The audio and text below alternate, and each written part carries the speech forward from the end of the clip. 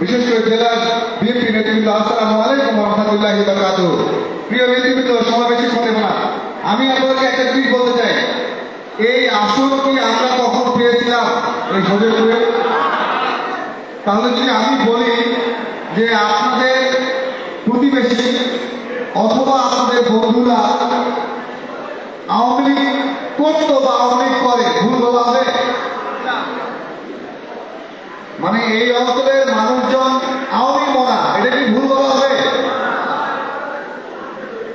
তো যেহেতু এখন একটা পরিবেশ পরিস্থিতি ভিন্ন রকমের, তাহলে আপনারা হচ্ছেন যারা এখানে উপস্থিত আছেন, আপনাদের আচার আচরণ, আপনাদের বডি ল্যাঙ্গুয়েজ অন্যদেরকে চেনাবে যে বিএনপি কেমন।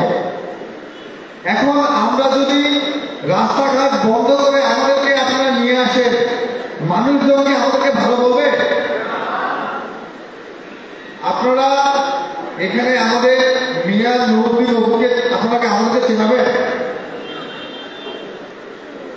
উনি জগন্নাথ বিশ্ববিদ্যালয়ের ছাত্রদলের সাবেক নেতা, ওনাকে আপনারা আমাদেরকে চেনাবে না? কিরণ ভাইকে আমাদেরকে চেনাবে? তাহলে কানের কাছে এসে বলে এই ট্রেডিশনটা ভাই বন্ধ করতে হবে। আমাদের আচার আচরণের মধ্যে যে আমাদের পরিবর্তন আনতে হবে, আমাদের ভোটারের মত জয় করতে হবে, আমাদেরকে যেন দেখে অন্য ভোটাররা ভাবে। কারণ এটা কিন্তু বারবার বলি, এখানে কিন্তু আমাদের জন্য কোনো স্বাভাবিক পরিবেশ নাই। সেই পরিবেশে যদি আমাদের ভোটারদের মত জয় করতে চাই, তাহলে কিন্তু ভাই আমাদেরকে আমাদের আচার আচরণ, আমাদের বডি ল্যাঙ্গুয়েজ চেঞ্জ করতে হবে। আমি যদি আপনাদেরকে একটা ছোট্ট প্রশ্ন করি, আপনারা কোনো অনুমান নির্ভর উত্তর দিবেন না, যদি জানেন তাহলে বলবেন। জিয়াউর রহমান মারা যাওয়ার পরে একটা দেশ 3 দিনের শোক পালন করছিল। আপনারা বলতে পারবেন যেটা করবে? কেউ যদি বলতে পারেন হাত তুলবেন, ধরে বসে আছেন। এটা আপনাদের সমস্যাটা, প্লিজ বলেন। কেউ? আমি বলি, একটা দেশের নাম এই পৃথিবীতে অনেক উজ্জ্বল, আমেরিকার বুকের ভিতরে, কিউবা। ফিদেল ক্যাস্ট্রো নাম শুনে ভাই? ওই যে দেখবেন যে একটা টুপি লাগাচ্ছে গোলবেলা, একমাত্র দেশ, একমাত্র প্রেসিডেন্ট শহীদ জিয়াউর রহমান ওই কিউবাতে সফর করছিল। দেখেন, আমরা বিএনপি করি, আমরা কেন বিএনপি করি সেটা জানা প্রয়োজন। জিয়াউর রহমানের মাত্র 3.5 বছরের আমলগুলোতে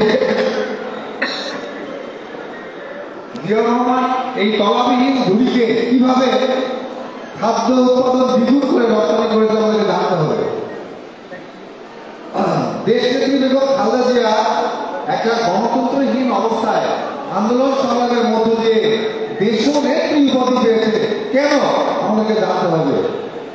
এবং দেখেন, আগামী বাংলাদেশ যিনি বসে বসে ভাবছে আমাদের দেশে কোন এলাকায় কোন ফলন ভালো হয় এবং আমাদের চাহিদা কি, কি পরিমাণ, আমাদের কি পরিমাণ উৎপাদন করতে হবে, এই জিনিসটা নিয়ে উনি গবেষণা করছে। উনি 2012 সালে বলছে ঢাকা শহরে প্রবেশ মুখ মোট 12টা হবে, যাতে ঢাকা শহরে যে আন্তঃজেলার যে বাস ট্রাকগুলো আছে, যেগুলো মূল শহরে যানজট সৃষ্টি না করে। উনি বারবার বলতেছে, দেখেন শেখ হাসিনা শিক্ষা ব্যবস্থাকে কোন নিয়ে গেছে, আপনাদের ছেলেমেয়েদের জিজ্ঞাসা করে দেখবেন, ক্লাস 7-8 পরে ভালো করে রিডিং করতে পারে না, না বাংলা না ইংরেজি।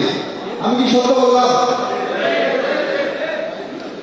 একটা জাতির জীবনে যদি শিক্ষাকে ধ্বংস করা হয়, ভাই প্রশ্নপত্র আহ্বান,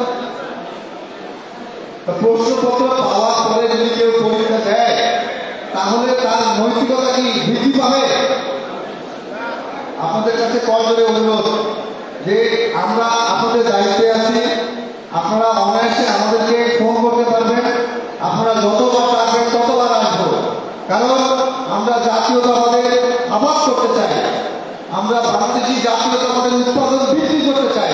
কারণ আমরা বিশ্বাস করি জাতীয়তাবাদ বিভিন্ন দেশে উগ্রতা